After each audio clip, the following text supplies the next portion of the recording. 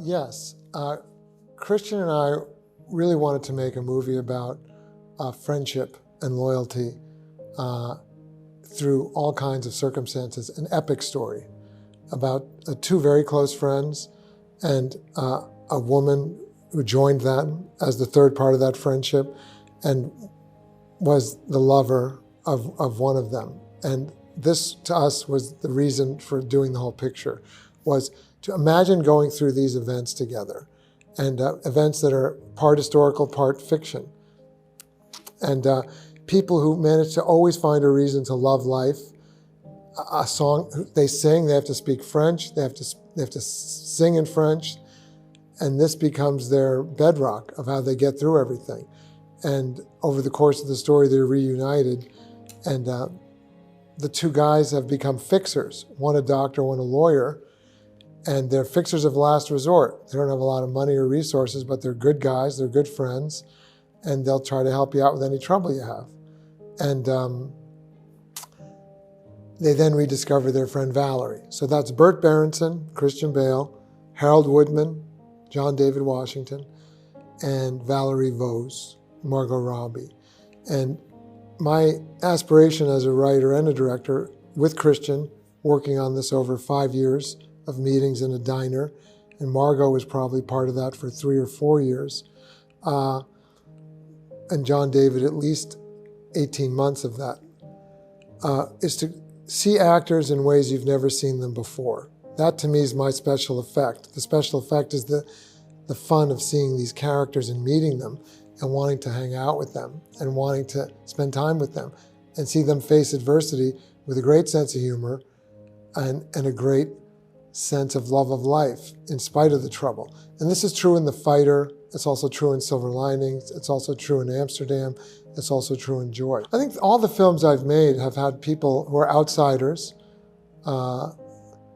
whether it's The Fighter or Silver Linings. They're outsiders who are facing tough odds and are in very specific worlds, worlds that we create, worlds that I want to hang out in, worlds that are enchanting, worlds that, as a goer, as an audience of movies, I love when I go to a world that I want to hang out in and be in, and it's enchanting and specific.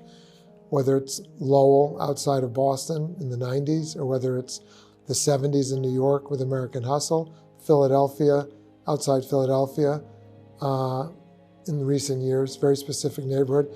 This is Europe and New York over almost a 20-year period that feels contemporary, yet it's almost 80 years ago, 60, 70 years ago. But I love how contemporary it feels. So they discovered the time of their lives in Amsterdam, which asked the question, after they faced death and blood, and Valerie Vose literally took metal out of their bodies, of Burt Berenson and Harold Woodman, and made it into art, which was a whole new art movement at the time that made sense out of nonsense, history being the nonsense and madness that people couldn't make sense of. So they said, if we're going to make nonsense, we'll make our own beautiful nonsense that's fun. And Christian Bale always said his grandmother, her happiest time of her life was during the London Blitz. That's another war, a different time, but when they were being bombed in London. And he said, why? She said, well, you face death every day, so you managed to love what you loved and really appreciate it. Whether it was a cup of milk, a coffee, something to eat, a conversation with a friend, a joke. You know, your sense of humor gets better. You have a better, darker sense of humor. So these guys learn to sing and have a great time together. So my question is always, what's your Amsterdam? What makes you remember that life is always worth living, no matter how tough it gets?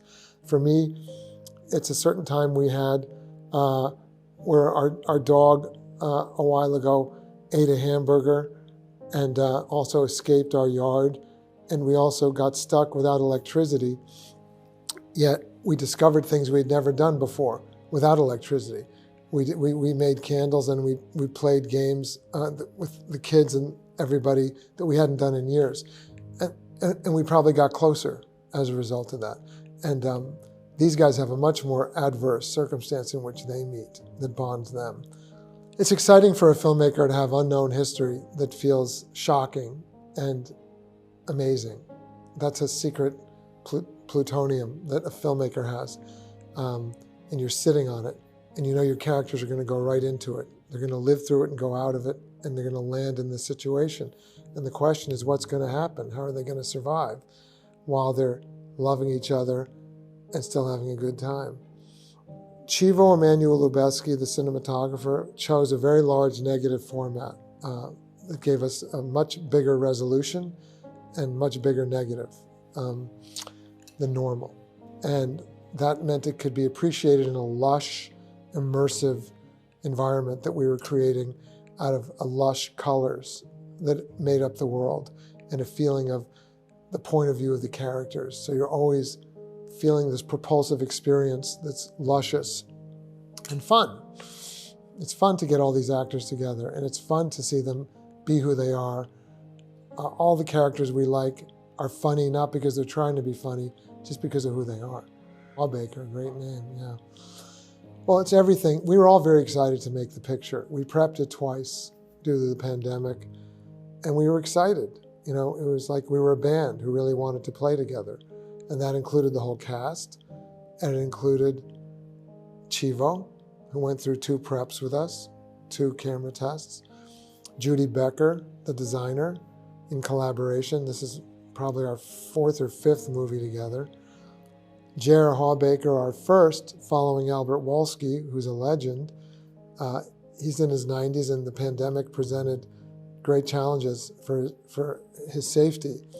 And so J.R. Hawbaker was honored to step in to help and create these looks, very specific looks, very specific. There's going to be a boutique because these are very original clothing that Valerie Vose, Margot Robbie wears. Burt Berenson, the doctor, Christian Bale, his look, John David Washington, Harold Woodman, his look, Robert De Niro, General Gil Dillenbeck. Robert De Niro was also involved in talking about this movie for over several years to create his character. The operator, Scott Sakamoto, the gaffer, Michael Bauman, these are all extraordinary artists and filmmakers. And Jay Cassidy is a filmmaker every bit as much as anybody else, and that includes the director. Jay's the editor, and the movie's made completely in post. Yes, it's made when you write it, and I wrote this script probably 20 times. It could be a novel over those 5 years with Christian. But by the time you finish making it, Jay Cassidy, we make the movie again in the edit room. And Jay is a very passionate filmmaker who's incredibly smart and loves the film as much as anybody involved in it does. And he's indispensable. I don't have enough words to say about him, about what he does in terms of making a movie better, challenging me. I like to be challenged. I think the best creative choices happen when you're challenged. Creative debate is a good, healthy debate. Christian was in the edit room a lot. So was Rami Malek. So was Margot Robbie. They were the ones who were probably in there the most. And Jay's always there. He lives with the movie. He takes it home. So I can't say how grateful I am for everybody who put the movie together.